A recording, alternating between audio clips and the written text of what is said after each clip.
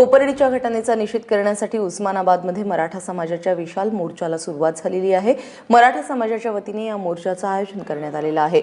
जिजाऊ चौकापासून निघालेला हा मोर्चा जिल्हाधिकारी कार्यालयावरती जाऊन मागण्यांचं निवेदन देऊन थांबवण्यात येणार आहे। विद्यार्थी, शिक्षक, डॉक्टर, शेतमजूर अशा सर्वच घटकांनी मोठ्या संख्येने यामध्ये सहभाग घेतलाय। कोपर्डीतील बलात्काराच्या दोषींना फाशी दिली जावी या प्रमुख मागणीसोबतच इतर अनेक मागण्या या मोर्चात करण्यात येतात। मोर्चामुळे उस्मानाबादमध्ये 800 पोलीस, 75 अधिकारी आणि SRPFच्या 2 तुकड्या तैनात करण्यात आलेल्या आहेत। याआधीही औरंगाबादमध्ये अशाच प्रकारे विराट मोर्चाचं आयोजन करण्यात आलेलं होतं मराठा समाजाकडून। यानंतर आता परभणी, बीड या शहरांमध्ये देखील मोर्चा काढला जाणार आहे।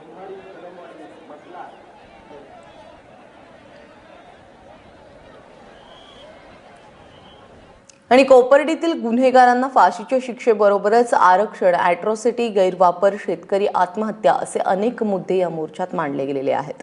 आपण एक नजर टाकूयात। कोपर्डीची घटना 16 जुलैला झाली आणि त्यानंतर महाराष्ट्राच्या वेगवेगळ्या भागामध्ये अतिशय तीव्र अशा प्रतिक्रिया उमटल्या जातात।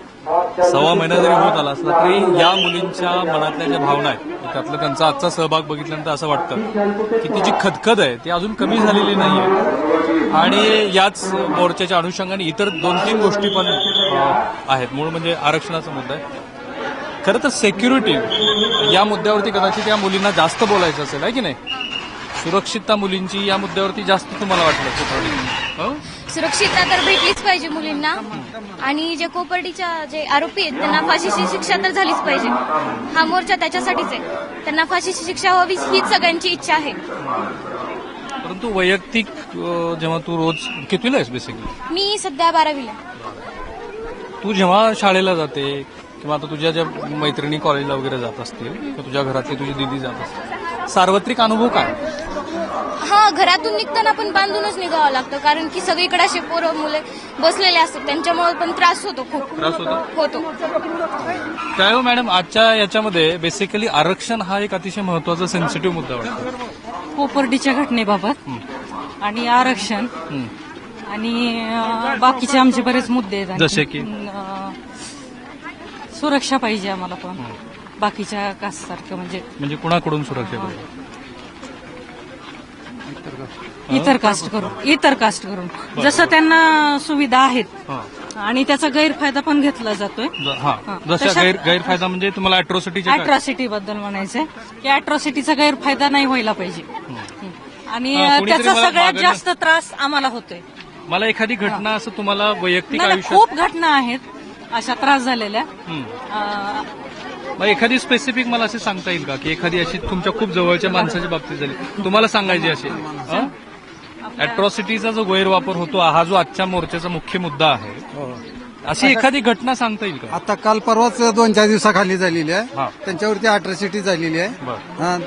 2-4 दिवसाचा प्रकार अशा भरपूर म्हणजे बोगस केसेस झालेल्या आहेत। त्या बोगस केसेस रुकल्या पाहिजेत, त्याच्यामुळे आमची हॅरेसमेंट केली जाते। आत्महत्या करणाऱ्या शेतकऱ्यांच्या मुलांना नोकरी मिळाली पाहिजे। आम्हाला त्यांच्यापासून अनुदान नको आहे, त्यांचं दान नको आहे आम्हाला। 1 लाख रुपये दिला म्हणजे आमचा मराठा एवढा स्वस्त आहे का मरण्या इतका? तर त्यांच्याकरता त्यांच्या मुलाला नोकरी मिळाली पाहिजे ही आमची प्रमुख मागणी आहे। माझा आजचा हा प्रयत्न आहे। ईबीसी सवलत ही आतापर्यंत घटनेपासून जी काय 1 लाखाचीच आहे ती आज तागायत ही 1 लाखाची आहे। इतर समाजाला 6 लाखाची मिळते, मग ती पण आम्हाला 6 लाखापर्यंत मिळाली पाहिजे ही आमची प्रमुख मागणी आहे। बोला सर, सगळे नागरिक समान आहेत, मग हा असा भेदभाव का? तुम्ही म्हणता सगळे नागरिक समान आहेत, मग हा भेदभाव का? म्हणजे मला जरा थोडं स्पेसिफिक नाही, अॅट्रॉसिटी सारखा तुम्ही त्यांना सोडून देताय काही केलं तरी आणि आमच्यावर अन्याय होतोय, हा आमचा मुख्य मुद्दा आहे इथं। आणि आमच्या मुलींना काही त्रास दिला तर आमच्या मुलांना मध्ये टाकलं जातंय। काय म्हणायला गेलं की आमच्या मुलांना मध्ये टाकलं जातं आणि त्यांना असं सोडून दिलं जातं आणि ही घटना 4-5 दिवसापूर्वी इथं झालेली आहे। असा एक अनुभव मुलींना त्रास दिला तरी चालतो त्यांनी आणि अॅट्रॉसिटीच्या नावाखाली हे काही घडतंय असं। मुली ज्या आहेत ना, मुली कोपर्डीची घटना तू वाचलेली आहे, त्या सगळ्या 12वीच्याच आहेत का मुली? हो, 12वीचे पण आहेत आणि त्याच्यापेक्षा फर्स्ट इयर, सेकंड इयरचे पण मुली आहेत। तुझं काय मत आहे कोपर्डीच्या घटनेविषयी? ही घटना सगळ्यांसाठी खूप लाजवणारी आहे आणि त्या नराधमांना तात्काळ फाशी व्हायला पाहिजे होती, जी झालेली नाहीये। ह्या वेळेस आम्ही मूक मोर्चा काढल्यानंतर आमच्या हातात शस्त्र असतील असं? हो। तुझी एवढी भावना तीव्र आहे. हो एवढी भावना शस्त्र सुद्धा हातात घ्यायची. हो शस्त्र सुद्धा हातात घ्यायची सर्वांचीच भावना आहे. तर मराठा या जातीला आरक्षण दिलं पाहिजे असा एक खूप तीव्र मुद्दा इथे आहे आहे. हो तुम्हालाही असं वाटतं? असं वाटतं कारण की मराठा जातीमध्ये सुद्धा आता खूप असे गरीब आहेत की त्यांना आरक्षणाची गरज आहे. ज्यांना की शेती नाहीये, फक्त जात मराठा आहे म्हणून त्यांना नोकरी मिळत नाही. आणि सगळं त्यांच्याकडे संपत्ती भरपूर आहे परंतु जात दुसरी आहे म्हणून त्यांना नोकरी मिळती आहे. आरक्षण हा आमचा मेन मुद्दा आहे. आरक्षणामुळे तुम्ही म्हणू शकत नाही तसं, परंतु ज्यांची गुणवत्ता नसते त्यांना सुद्धा ऍडमिशन दिले जातात आणि आम्ही गुणवत्ता असून पण लिस्टमध्ये कधी कधी आमचा नंबर काढला जातो का. माझा गरवारेमध्ये माझा फर्स्ट इयर बीकॉमची लिस्ट लागलेली, मला 92 होते 12th कॉमर्समध्ये.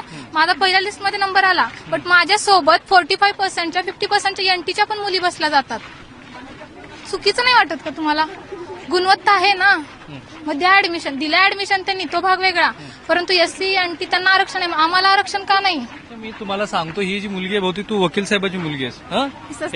हिचे वडील जे आहेत ना ऍडव्होकेट मुकुंद सस्ते, हे वकील आहेत, सध्या जज आहेत, ते ग्राहक पंचायतीवरती एज अ मेंबर.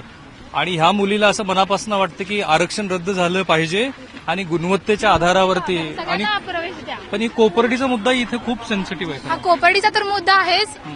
त्याद्वारे तर मला बोलायला आवडेलच की त्यांना तर पहिल्यांदा फाशीची शिक्षा झाली पाहिजे. हो, अॅट्रॉसिटीचा मुद्दा खूप तीव्र आहे अनेकांच्या. बोला इकडे काय बोलायचं तुम्हाला?